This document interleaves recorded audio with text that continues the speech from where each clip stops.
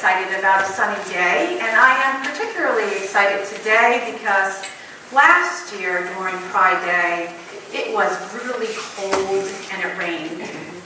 So we have a beautiful day for that our Pride celebration. Robert, Karen, and James are there among other people setting up. So I do invite you, if you have time, to go to Asbury Park today. And the story that I'm going to start off with, that was written by Regina Cates, is in honor of Pride Day, and it also connects very specifically to the topic today in another way. The story that she shares is about her experience of being a lesbian woman and some of the pain she endured in being in one of the groups we call the others, right? To being different. For some people, seeing different as the enemy.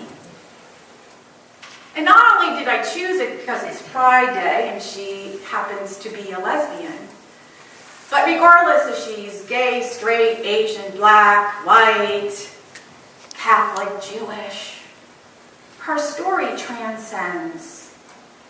Her story is about a courageous individual walking the path of the human and the divine. And we know that sometimes we encounter pain and suffering, do we not? Yes.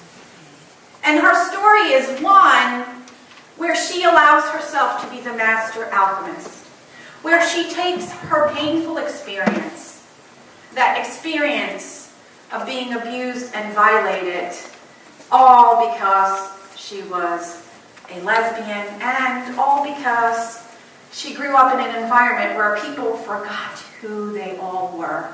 Isn't that what it's really all about? Forgetting who we are. And so I share this. It's a little lengthy, but it is powerful. I used to hate men.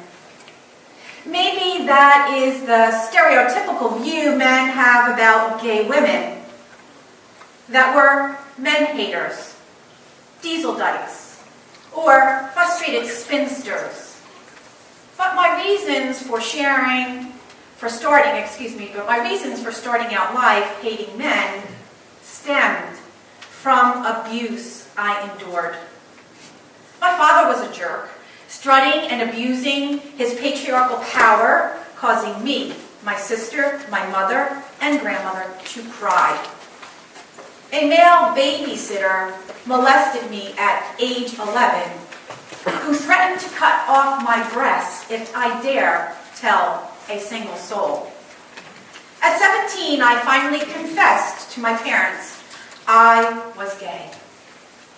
My dad coldly said, "You are a business risk."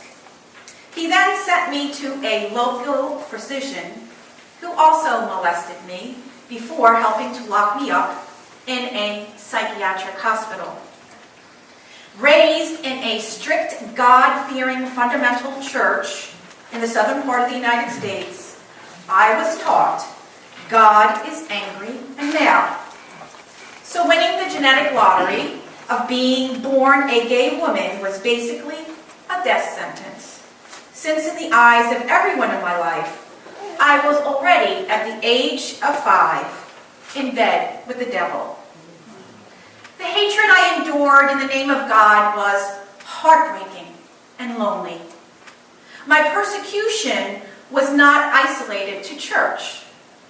I lost count how many males of all ages felt entitled to yell out, "Hey, lesbo, all you need is a good blank to straighten you out."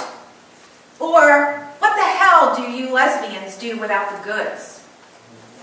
My transformation from man-hater to lover started when I went to work for a manufacturing plant. I was the only woman in a sea of testosterone.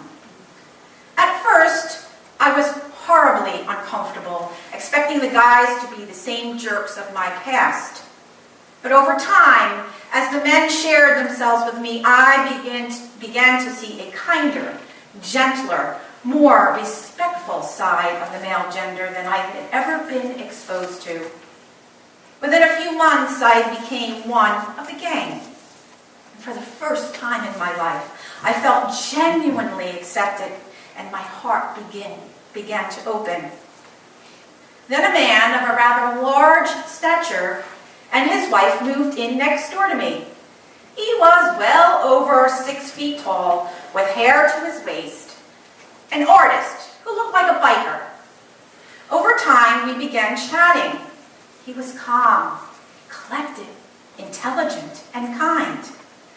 But he was also strong and self-assured, not afraid to wear black nail polish or shave his legs for an upcoming bike race. He loved animals, melted when holding a baby, and was passionately devoted to his wife. During the next 7 years, he became my best friend. Oh, the marathon hours we spent talking and sharing slowly healed the hate and pain of my past. We laughed, cried, built things together, shared life, and weathered many relationship storms. I learned true intimacy is bearing your soul to another and having that person hold your heart safe. Today, I have women friends, but the special, deeper bond I have is with men. Maybe it is our strength and determination. Perhaps it is how we think alike to solve problems. Or maybe I feel at last I found the father, brother, uncle figure I missed as a child. Possibly as a gay woman, I understand men more deeply because I share their appreciation of women. Regardless of the underlying reasons, I am proud to be a gay woman who moves from hating men to loving and befriending them. I am proud to have men as my best friends. Very powerful story. We do this, like I said in the beginning, this in the consciousness of separation, in our domestication. We have all groups of the others.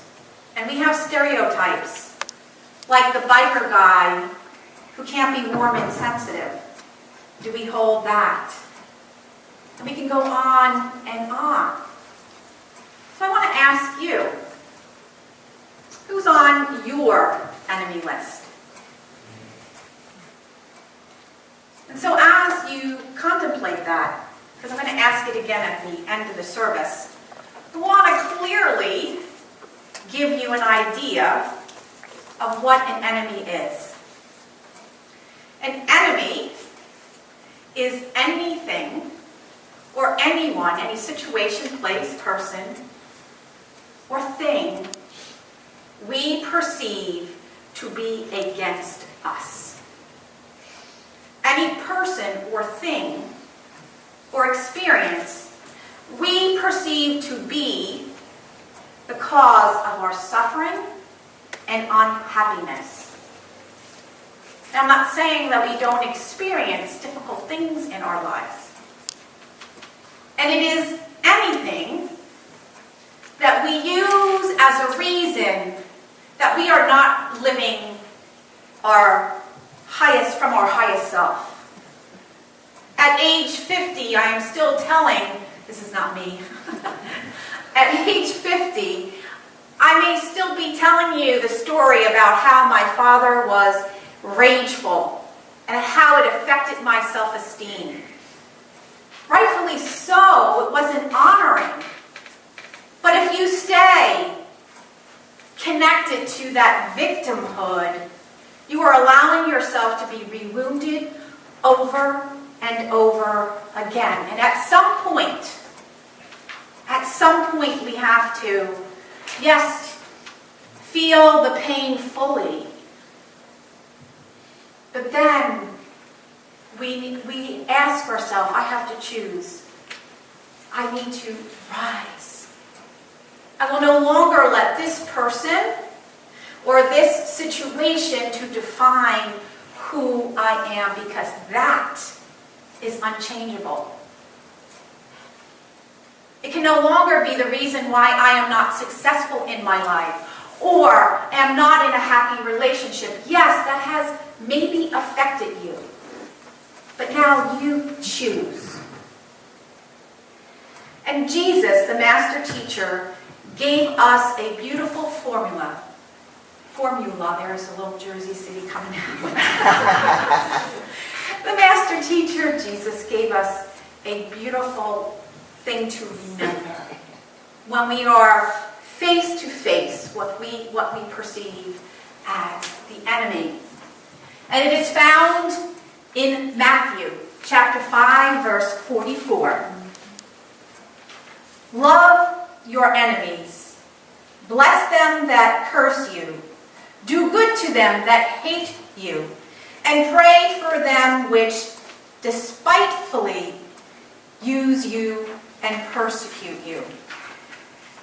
So I want to focus on 4 key words. Love, bless, do good, and pray.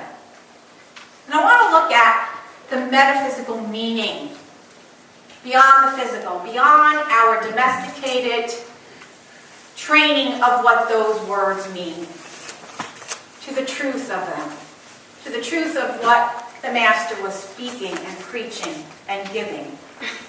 So when we look at the word love, a lot of us think of it that feel good, the goosebumps you get when you're in a loving, in that romantic relationship. Or maybe the goosebumps you get when you eat chocolate almond fudge ice cream. Or when you're watching your favorite show. This Is Us, The Village. But it is more. That is not what Jesus was meaning. To like something. Or only to love something that fills us with those goosebumps. So when we look at love, it is one of our spiritual powers. And yes, Charles Fillmore speaks of just embracing everything as divine.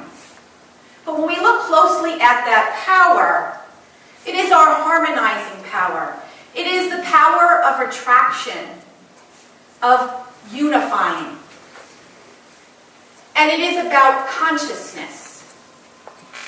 What I hold unified in my vibration is what I attract myself to in my world. If I am in victim mode, anger, judgmental, critical, that is my vibration. So when he asks us to love, he's asking us to harmonize our consciousness and spiritual consciousness. And to first do that, we must ask ourselves, like I said last week, who, or what, rather, is in the driver's seat of my consciousness? Am I being judgmental, critical, all those things? Or am I open and willing? It doesn't mean I don't experience the human uncomfortability, but nevertheless, I am willing to use this experience to harmonize. We also have to look at what we have been trained to believe about good and bad, dualistic thinking. And I share a quote from Everything is Here to Help Us by Matthew Kahn, and he says, centered in ego consciousness, we are only capable of embracing people, places, and things that fulfill its wishes. The wisdom of our soul, our higher self, sees reality from a viewpoint beyond comparisons of pain and pleasure. We are operating from ego consciousness when we respond unconsciously to reality through judgments of polarities. This means that the ego is attached to one thing outcome as a way of avoiding another. When we are in ego consciousness, We are attached to one thing or outcome as a way of avoiding another. And here are some examples he gives. We would prefer winning as a successful way of avoiding losing. We yearn for pleasure of companionship, relationship to avoid pain of loneliness, instead of being that beacon of light and of love. We seek greater health as a way of averting illness, instead of being alive with now, what can I create?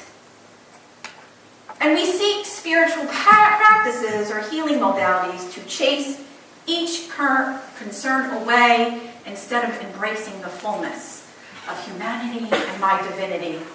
Now, it's natural for us to seek a less painful option. Do we not all want that? Sure. However, when we are grounded in spiritual consciousness, we can recognize pain as a signal for us to desire to expand. And the more and more we awaken in consciousness, the more and more we are aware of what is operating and driving our actions, our thoughts, then we begin to see that we don't have to evolve just through pain. And we don't do it kicking and screaming. And we don't attract the same boss over and over, or the same girlfriend or boyfriend over and over. We're like, oh, get it, there's good here. I'm supposed to open my eyes and learn something. So that is love. First, in what Jesus teaches us. Then we move to bless. That means that the person or situation here holds the opportunity for me to awaken and evolve. That is principle 1 and 2, right? Everything in the universe has been created by the one power and source, God the good. And good is not in the definition we use. It means in this moment I can bring forth the goodness of my divinity in this moment. Not only to serve me, but the other who stands before me. And we remember Matthew's Kahn in another way of saying that in his book, which is Principle 1, everything is here to help us. The enemy becomes our greatest teacher. We no longer resist it. And he gave us another acronym, RAW. We respect everything as divine, even though we don't see it with our eyes in that moment, or feel it. We accept what is, we welcome what is. And I want to share a beautiful quote from the Course in Miracles. When you meet anyone, remember it is a holy encounter. As you see him, her, them, you will see yourself. As you treat him, her, them, you will treat yourself. As you think of him, her, them, you will think of yourself. Never forget this, for in him, her, them, you will find yourself or lose yourself. Whenever two beloveds of God meet, they are given another chance at awakening. Then we move to do good. It's do the right thing. Sometimes that can be hard when we want to be right. Can it not? When other people are really being fill in the blank. But when I move from my divinity, when I move away from my core values, when I move away from my principles that I profess, I create suffering for myself. It's no longer about the suffering of somebody else spilling over on me. It is now me recreating the suffering. And we have this big suffering party. Well, maybe it's not a party, but it's a lot of pain and uncomfortability. So we shift. I might need to leave this relationship.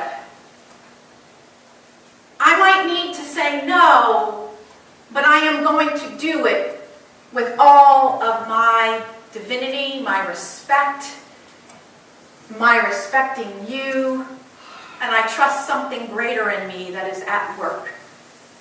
And that Regina Cates, the author of the story, not only did she go on to befriend men, but she became a spiritual coach and an author of a book called Lead with Your Heart.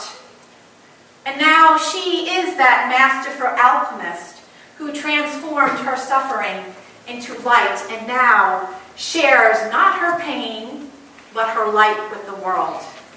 Putting a hand out. I see you. I am changed. I know those situations. I know the truth of who I am right now because there's no one or no thing who can tell me otherwise.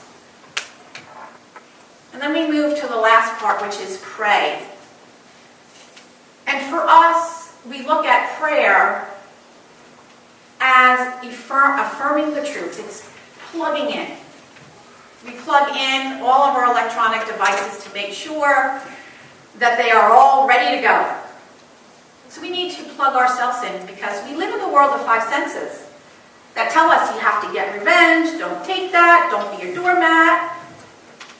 So we need to remember those statements.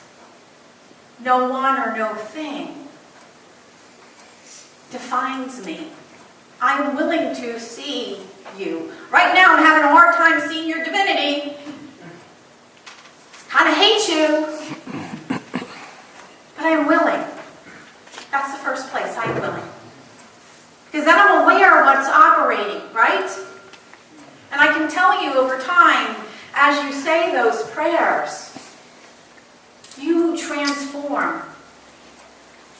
And you allow your transformation to touch the world. So in closing, my friends, I ask you that question that I started out with. Who or what is on your enemy list? Are there people? Is it a condition, a disease, finances? So I ask you to look at that. And then I ask you, are you willing to love, bless, do good, and pray? If you are, say amen. Amen. And so I hold in my heart each and every one of you. May you live a life fully in the experience of how magnificent you are. Blessings to all.